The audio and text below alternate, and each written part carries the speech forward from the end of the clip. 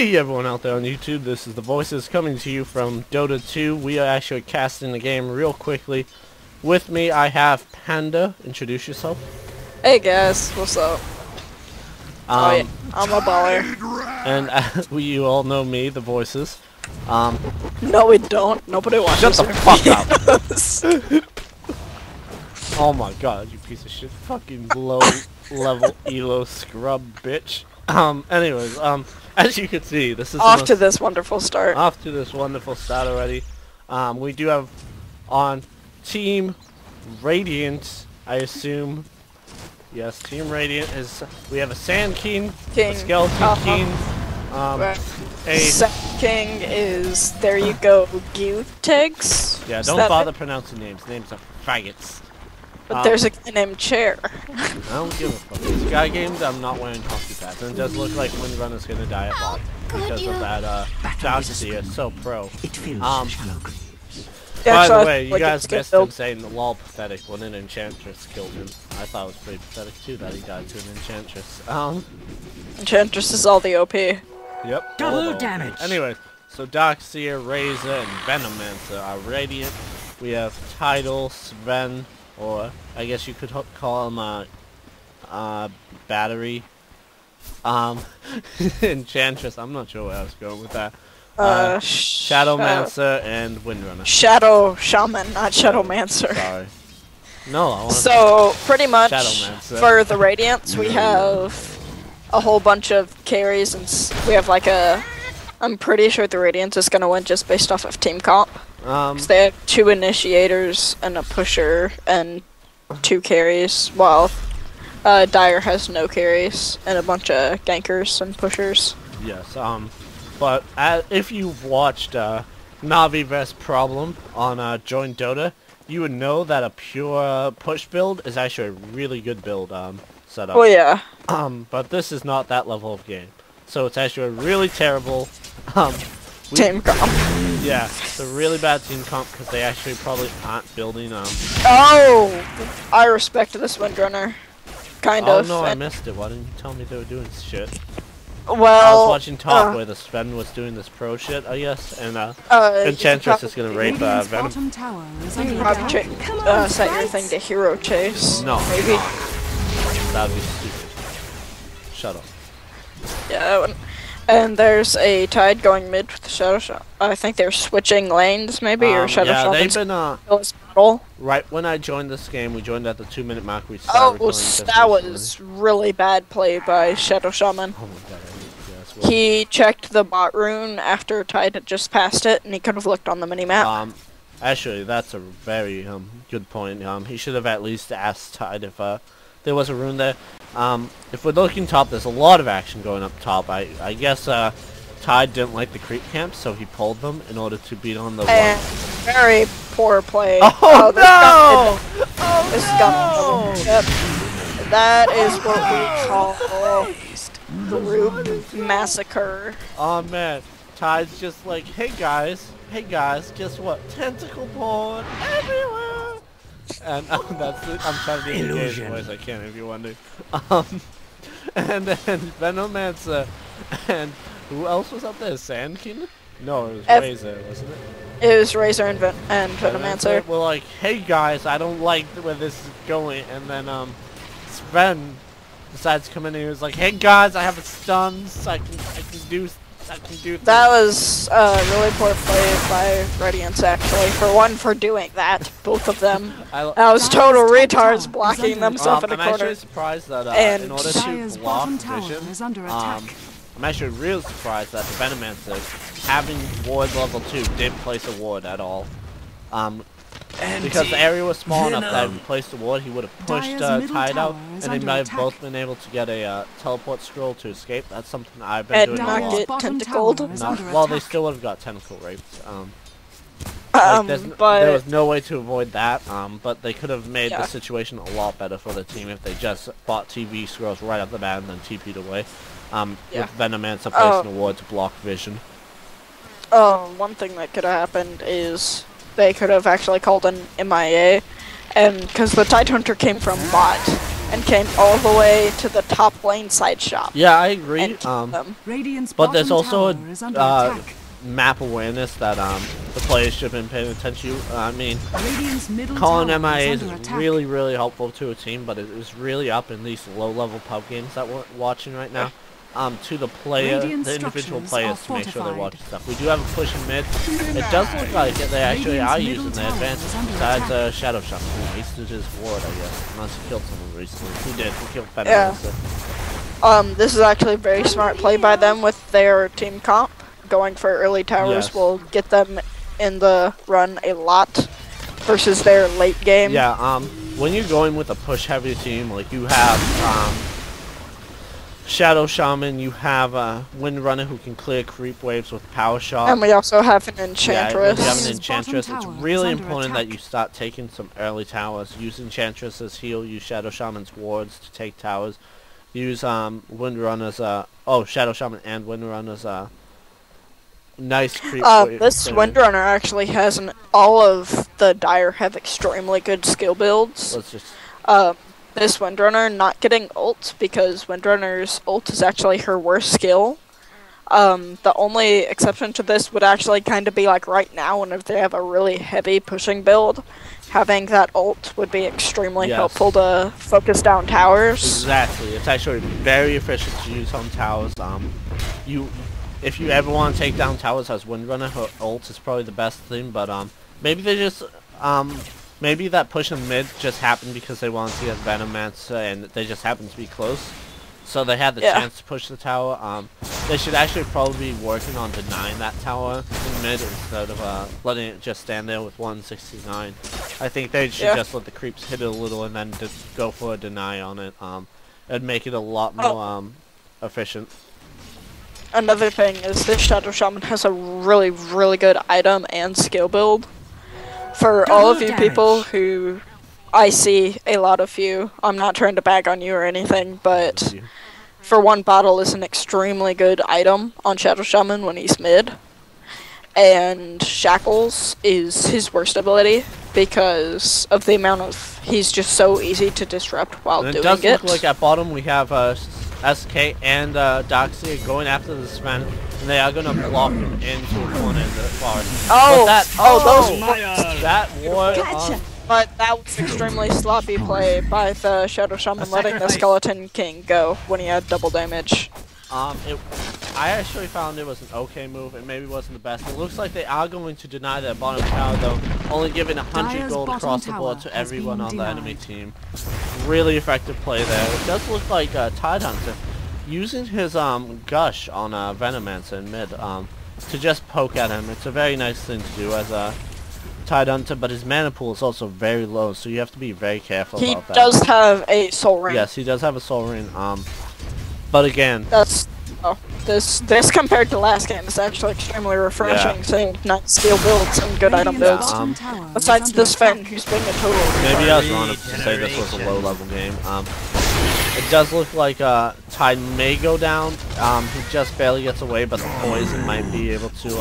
Nope, the poison won't be able to get him. His regen's just too good. Too good. Yeah, he's like a walking fountain right now at this level with 4.7 health. He has a really good regen. It does look like we have the Diet coming in and making sure to check the Roshan very often. I'm actually a little shocked by that because I don't. The other team, the Radiant, have no one on their team that I believe can early Roshan. Radiant's middle tower has fallen. And we know where parts of their team are. Just due to another thing is this is huge. This ward at bot, wards are your friend. Yeah. They are your friend. This Dire ward at bottom is very well placed. It gives them nice vision of all the paths that come all the way up to mid from bottom.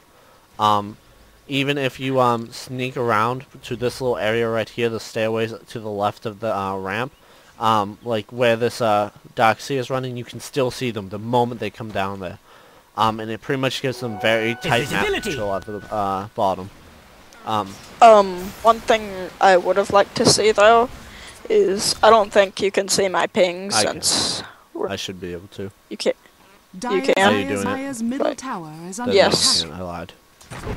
Alright, well, if you go up to the little stone steps to the left of the ward, and you go down a little bit and place it right there on the little ledge where there's no trees, there's a tree gap, that gives you vision of the ward, and it gives you vision of that top area, and it also gives you vision of anybody that's going to get the ward. Are we talking about on the Dire side? No, Radiant side. Side, off to the... Yeah, I mean, a little... it doesn't matter. Yeah.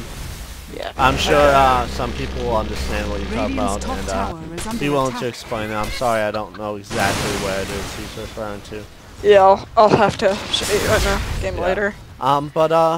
Radiant's top tower is under attack. After that massive sidetrack. Massive sidetrack. We do have up top, we do have Windrunner, and Ray's actually denying Windrunner's creep score. Let's go down bottom. We do have Darkseer going for some jungle creeping, which is actually a very nice thing, especially with Iron Shell. Iron Shell doing 90 damage over time per second, I believe it is. It takes 130 mana, but that isn't actually a lot on Darkseer. He has a high mana pool already, and the ability lasts for a significant time that he can earn enough gold off of it that it really pays off. And that's one thing I really like about Darkseer players, is they usually are very good about that, what was it, Iron Shell ability. They just it's such a good ability for farming. It's such a good ability for pushing and initiating. And denying. Yeah, and denying. For melee people, if you max Ion Shell first, they're taking like 100 damage just for trying to get a creep. Yeah, like you put that on a creep, and a melee goes into try last hit it. They're like gonna take at least, if you have it level 4. I wouldn't expect it to be level 4 like too soon. But early game, even the 30-50 damage, level 1 and 2, does a significant amount of damage, and it's only 90 mana at level 2. So it's a really good early harass ability. Yeah. I actually really like this Darkseer build, having Max's Ion Shell and Surge first. That is an extremely good choice on Darkseer. Yeah, I totally agree. His vacuum isn't really good until he gets Wall of Replica, which I'm actually surprised he didn't get. I don't necessarily mind him not getting it. It doesn't seem like they're going for some very early team fights. So the Wall of Replica really isn't that big of a deal not having. It's usually only good in team fights, and really it's only good especially once you get the scepter. Oh. It actually doesn't do that much damage. Not a lot of people at top. Yeah. This Shadow's gonna go down. Shadow Shaman taking a whole bunch of damage. That Darkseer with his vacuum saving his friend from the wards. Which is proving my point further, that's why you don't max Shackles, you max Hex. Because you'll get interrupted really easily. Shackles? Did he max Shackles first? Yeah, he used Hex on him, and then used Shackles and immediately got disrupted by Darkseer. Going to tower dive. Really wasn't worth it. This is something you really don't want to do. You may think that you're going to get a kill and then get out, but no matter what you do, you will almost always die if you tower dive whenever you tower dive an entire team just to get one person. That Tidehunter's play wasn't actually that bad. He did manage to pick up 2 kills of the enemy team. He did manage to shut down both the Razor and Venomancer, and we did, unfortunately, Enchantress sort of ruined that advantage that he got from it by coming in and trying to save him, but not being able to and just dying instead, giving the enemy a free kill. But it does look like the Dire had just... Oh, Darkseer and we do have Shadow Shaman fighting it out. I don't think they actually do want to fight out. I know Darkseer would have the advantage in the fight in general, just because Shadow Shaman doesn't have too much burst overall. And he also doesn't have his swords up. He could easily counteract Darkseer. I don't see many Shadow Shamans do this, but whenever I play him, it is like a godsend. Is you hex the person, and then while they're moving at their extremely slow rate, use Serpent Ward on them. They'll just get locked in and just make all that damage. It's also a neat little trick you can do with quite a few champions with like ward abilities. Like you can with Venomancer, I don't ever see, but I love to do this myself. I just love to put people into blocked off areas or lure them into them, and then just block it off with a ward. The Shadow Shaman is... Those Serpent Wards saving his life, those were very well placed. He kited around those. And another great thing you can do. See? Oh! And that's nice ward placement, but unfortunately it doesn't... It was a good play by Venomancer, even though he couldn't get anything out of that. Again, it's stuff like that. You want to hide yourself into little corners, especially against melee dealers. It's a very good technique to learn and pick up on and get ready for. It doesn't require much positioning or skill, I guess, I want to say. Like, I've already done, like, masterful things. Just placed very well ward placements. Again, Shadow Shaman, Venomancer. I guess you could argue Witch Doctor's ward if you want to block people into corners. But you need a lot of setup for that. Prophet have very good abilities that let you just hold people where they are. Sven there. Sven holding a creep wave. Making it so his creep wave will just pretty much take minimum damage from these Sata? I believe it's Sata. I believe it's Sata. That's how you technically pronounce it. Oh, that's a bit of a fail creep block, only getting about half the creep wave. Guys, whenever you pull, don't pull 2 different creep camps. Just stack the main camp. And then have it pull against the creeps, because that will destroy the entire wave. I don't feel like he necessarily... I think he did want to pull both waves, but I feel like he also wanted to farm this creep camp. He didn't want the normal creeps, the dire creeps to get it. And it does look like we have a lot of movement over by where Razor is. And the entire Radiant team over here. I'm a little confused about why they're actually here. It does look like they're gonna try to this Windrunner's getting a full shot. Oh my gosh. What a beautiful shackle. That team fight totally just changed. Windrunner had such a beautiful shackle shot. Unfortunately that Sand King did get his ult off. We do have wards coming in and may still go to the Dire. That Windrun certainly did help, and it does look like 3 for 4. And it does look like the Shadow Shaman doing a lot of work. He does have a Blink Dagger, not something I see very often on a Shadow Shaman, especially at lower pub games. I don't think that's the best choice that he could have gone maybe for. Maybe not, but I feel like the aggressiveness he's showing right now really complements that Blink Dagger. It may not be the best item, it may actually be end up being really bad for him later on in the game when he really wants more items, more mana, or anything like a staff or something, and he just doesn't have the room for it, or he doesn't have it soon enough. And like I said earlier, with this comp, with Dire's team composition, they've taken down all the tier 1s, pushing all the creep waves individually, doing team fights early where their abilities are going to be most potent at the early mid-game area. Taking down these towers, winning team fights is going to be huge if they can get down their tier 2s down. It will be a very hard comeback for the Radiance team with their carries. Yeah, I couldn't agree more. It does seem like, though, the Radiant carries, we have SK, who sort of is more of an off-tank than a carry. We have Venomancer and Razors, who can play as carries. It does look like Venomancer is going for more of a support role, though. He went mass wards first. So it's really up to Razor and so Skeleton King to play the carry roles. The Skeleton King does not have an armlet yet. That's sort of a mistake.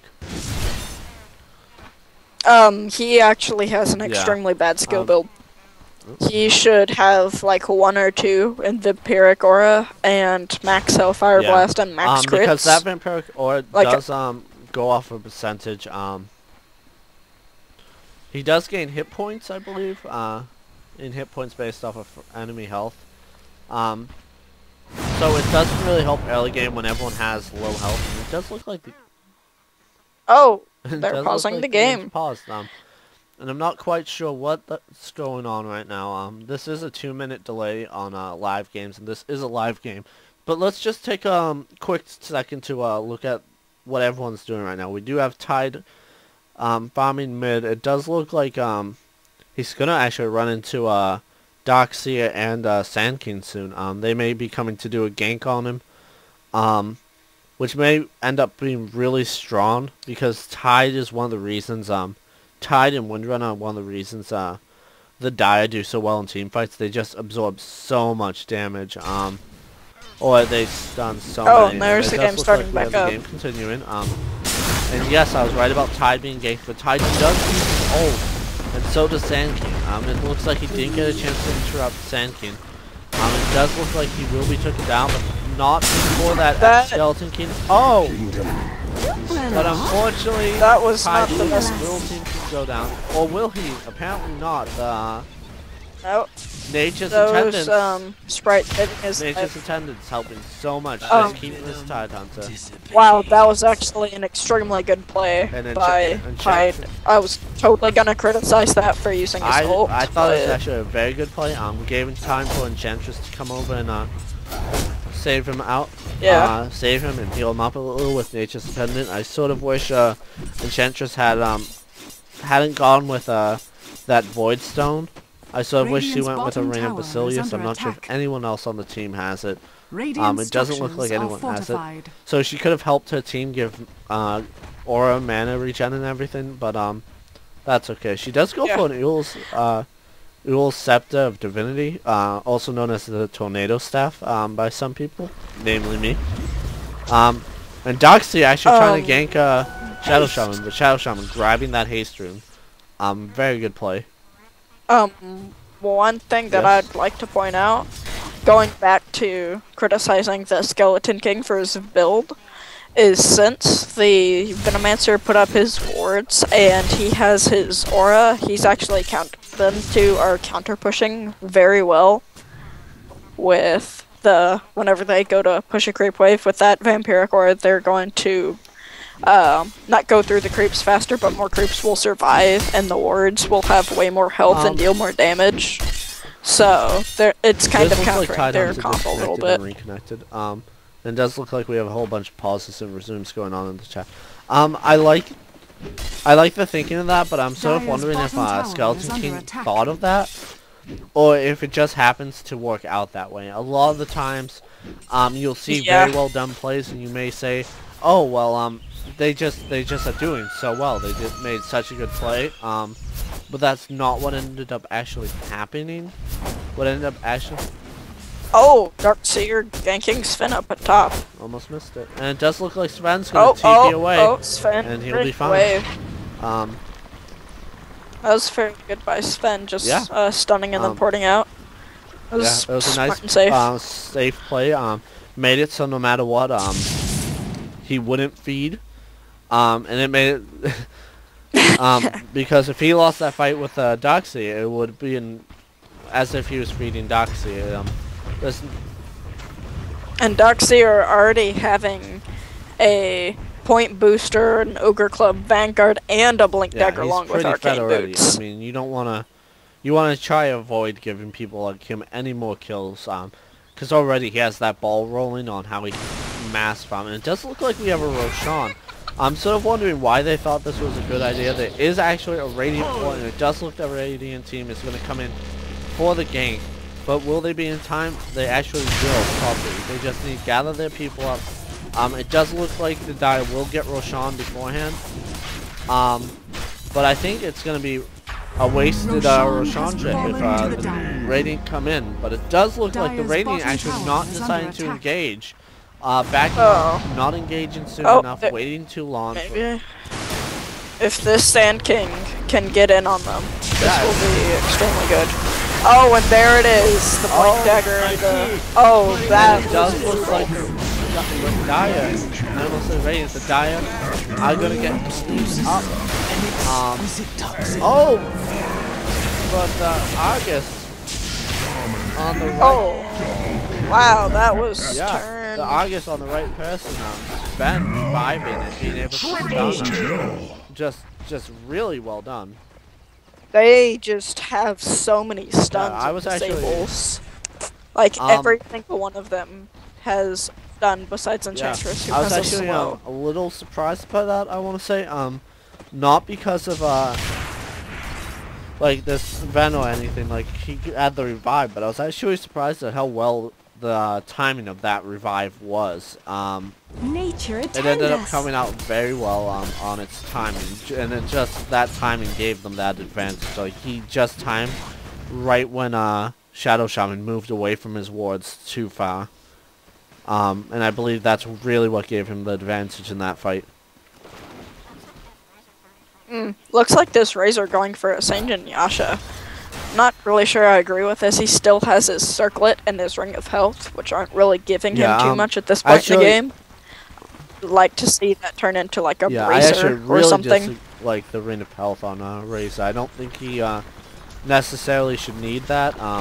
He should be either kiting them or just outranging the enemy forces, because they have a lot of sort of short-ranged ranged characters like Shadow Shaman. His range is pretty good. It's like kinda between like a Morphling and a Windrunner kind of thing. Range. Enchantress, if she uses Imputus, it has a pretty good range. I'm not quite sure about that. Yeah, it has a pretty decent range, but Razor has the same about the same range. Actually match it or double. That Sand King. Oh, that Sand King. Sand King just gone sacrificing himself and taking out the entire enemy team pretty much. We did. That's too, but just dealing a whole lot of damage on them. Didn't mean to bring that screen up. There we go. Sand King going 6-7-7, so he's not doing very well, but team fights like that put his team ahead heavily, because everyone pretty much, I believe, got assists for a majority of those kills, and that really can put your team ahead. It can really push them over the edge to be even, and it does look like the die has this very big advantage. Not really. Going to the gold, they have about 6k, I want to say. 6k gold advantage. See, and we just had Razor there coming around trying to poke at Sven. Sven running away wisely, knowing that Doxia had to be near due to the Iron Shell on her. And Sven taking out that Ancient Creep on the die side very fast. Ooh, Sven getting a Black King bar.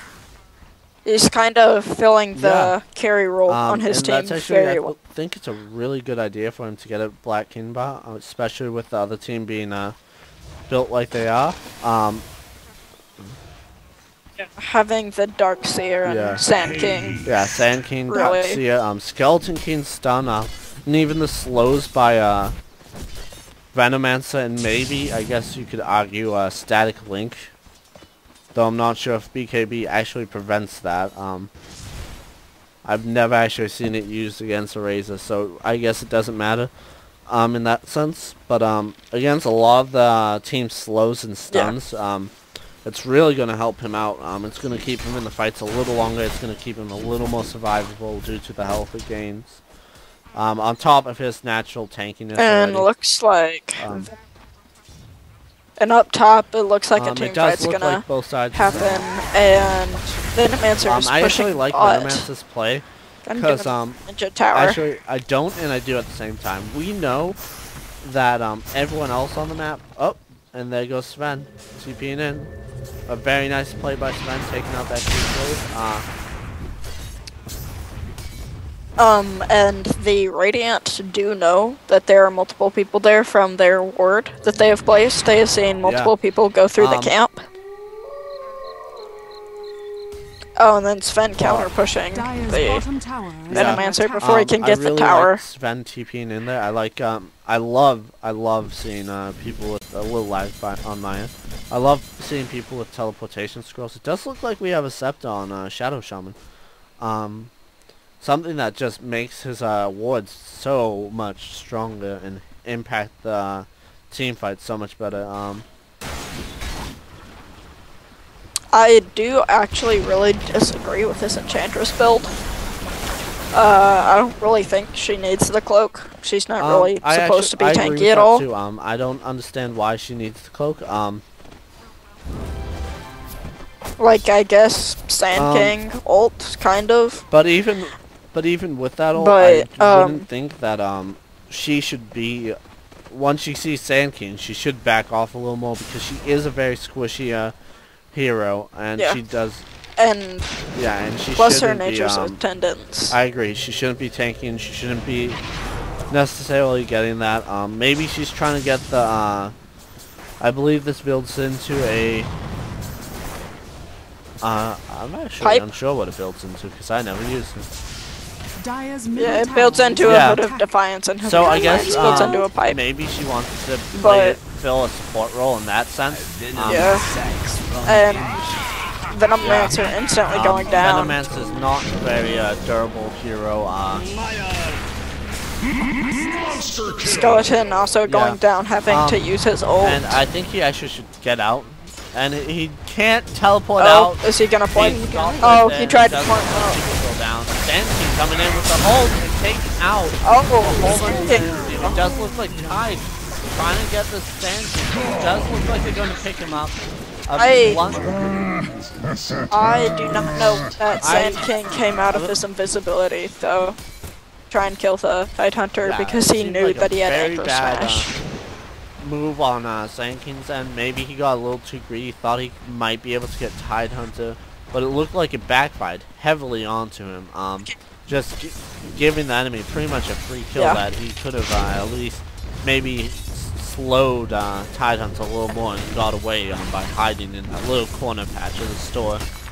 Radiant's top tower is under attack. Venomancer back up, putting down one ward to defend the tower, I guess. I'm not. Yeah, he's gonna stank that up so that they can't push, really. It's actually a really bad idea, because if the other team was playing, maybe they wanted to farm a little bit, they would just kill this for an easy 30 gold. Wards aren't that strong. Their strong point is in numbers and being able to path block. Yeah. Right under the tower. It's mainly to help prevent the creeps from pushing. But it ends up not being effective if there's just one. That's why there is a 5-second cooldown on it. You're supposed to put like 2, 3, or 4 of them at your tower, at an enemy tower. But placing it there when you know the tower's going down is actually, I think, is a really bad move on Venomancer's part.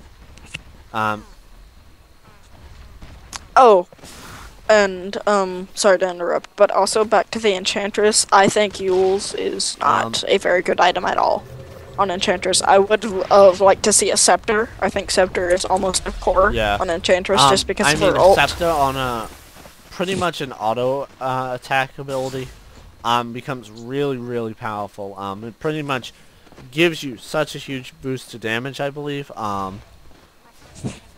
Yeah. Which helps your team a lot with the AoE that they have with Power Shot and Shock. Which increases damage, technically. At their shock. There's a damage, which is why it's so good. I would like to see that on her. She is building one. She does have the point booster up. Skeleton King dewarding with his sentry. That's actually, you actually don't see that very often in a lot of pub games. You won't see people pick up a sentry ward just to deward. It's actually a really nice play to do. Even though he didn't happen to catch any wards right there. We do have a Radiant ward. They do see the entire Dire team getting ready to do the Roshan. Acetus Soulsteel is actually in Roshan's pit getting ready. And it does look like a misstep by Shadow Shaman. He might have thought he could shoot over the ledge to maybe hurt Roshan, but you actually can't do that. You have to be in Roshan's little domain area to do any damage to it. The program just won't let you not do it. Roshan has fallen to the It does look like Sven. I'm pretty sure he was doing that for sight. About it altogether. Sand King's not being so effective right there. Down right away. It does look like they try to go for the Shadow Shaman, and Shadow Shaman does go down. Oh, insane! And that was a great win for the Dire.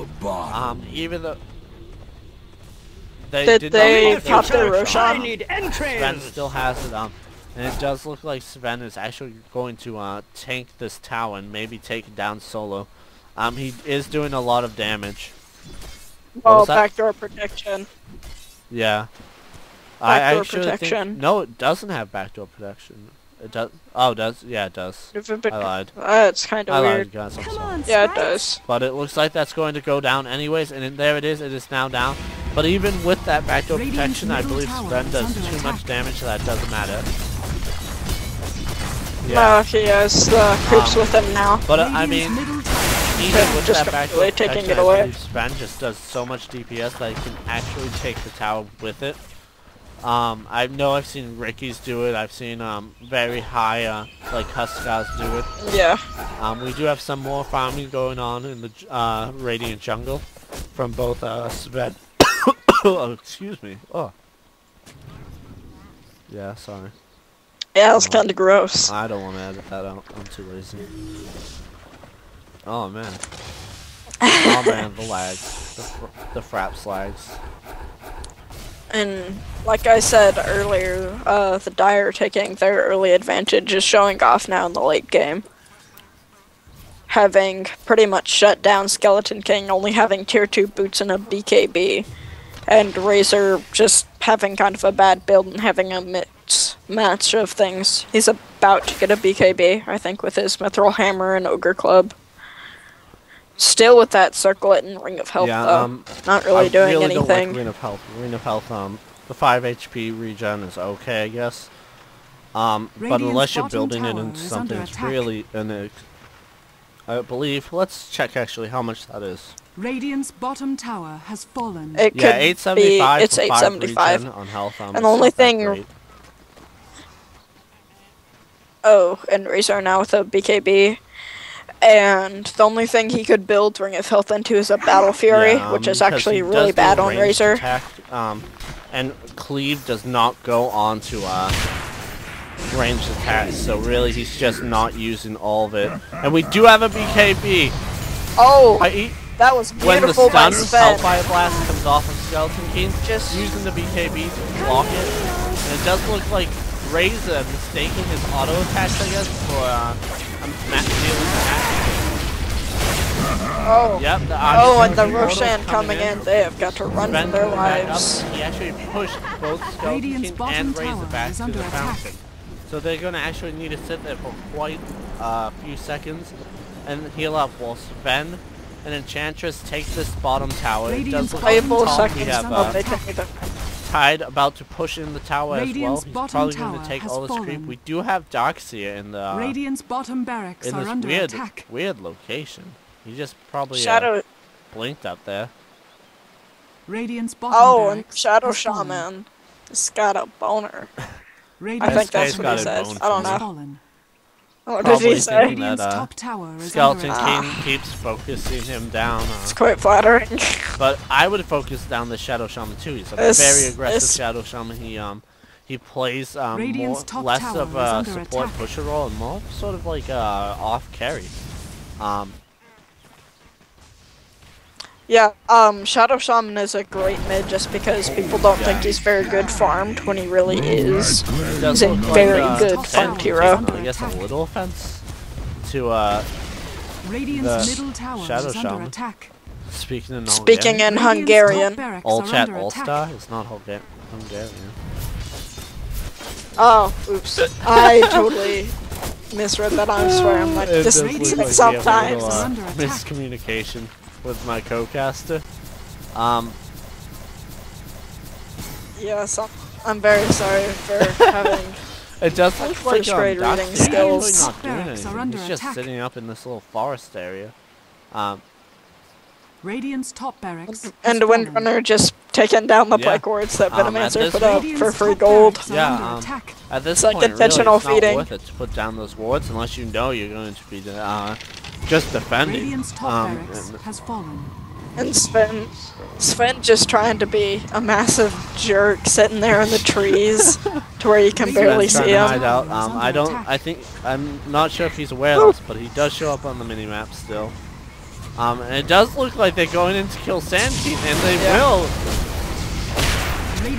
Oh, this fountain farm. Everyone but Raze, and it does look like Raze is about to go down as well. A really poor mistake, and Oh, and Venomancer just staying safe, putting his wards up. Yeah, you can't touch the Venomancer. Sort of a BM play. Diving the fountain like that is sort of like being an asshole. Just showing that you can. Thank you. Radiant's Ancient is under attack. I'm actually surprised that they didn't try to kill the fountain. Oh, wow. You can actually do that in beta. Radiant's Ancient is dire. It is. And that is GG. I know me and Panda did. Looks like we do have some graphical glitches if I can't the same way. Be sure to report that. But let's just look at a second half. That's after game. For last hits, we have quite a high last hit on the Dire team. A very nice last hit on everyone. 154, 181, 110, 144, and 229 on the Windrunner. A very, very good Windrunner play. And it does look like they kicked us out before we could get any more data. But that was a very well done play by the Windrunner. Her power shots were very good at clearing creep waves. I sort of wish Darkseer got a scepter. I feel like that would have made him more effective during team fights with the illusions that the wall makes. If I don't know spell names, I'm sorry guys. I'm not familiar with everyone's abilities, but actually we can find that out, can't we? It is a replica wall, or wall of replica. I sort of wish Windrunner did more shackle shots. She did quite a few in the game, but I don't feel like she did as many as she could. Enchantress's build was a little weird. Would you agree with that? I know you were bringing up a few complaints. Like. Oh yeah, I play Enchantress of Fire Mountain. That is, I don't really know how you can utilize that item build that she had. Yeah. And also, she maxed Untouchable instead of Enchant, which is a extremely good slow. I mean, I was a little confused at some points by her actions just in the game, but she was very vital to keeping her team alive. She did very nice plays all the same, even with the weird items. Sandkin, just knowing when to ult, it was a really nice ult all over the place. Yeah, the only thing was they didn't really have any AoE to clear it up. They just had to use basic attacks. A little disheartening to see that Sand King's efforts sometimes went to waste because he ulted at the end of a team fight or something. Not all of his ults were like best timing, but all of them hit their marks usually, and all of them did a lot of damage. The Skeleton King, I just have to say, I didn't actually like Skeleton King's play too much. No, he was not very good at auto-attacking. It was really awful to see him play the style he was doing. He went with Vampiric Aura either to counter the pushing power of the other team, or I'm doubtful of that though. Yeah, just based but I don't know. I feel like even if he wanted to counter push, it would have just been better to get his Hellfire Blast up to 5 and his Critical Strike up to 5. 4, sorry. 5, I'm thinking 4. League of Legends, I'm sorry. Oh man, too much League of Legends to, I need to play more Dota matches, I guess.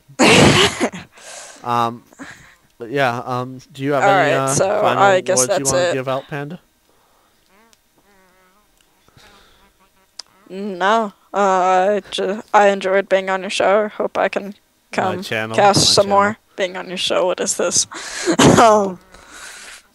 Yeah, your channel. Alright, well, and I guess I'll just let you close out. The full time. I'm not sure how long this video actually is. I think it's around 40-30 minutes, I believe. Give me a like if you enjoyed the content. Tell me if you did not. Don't forget to subscribe. More videos like this with Panda as a co-cast I'm hoping to do in the future. They're a really enjoyable experience, as well as a few videos and tutorials on how to play a few champions. Thanks for watching. Alright.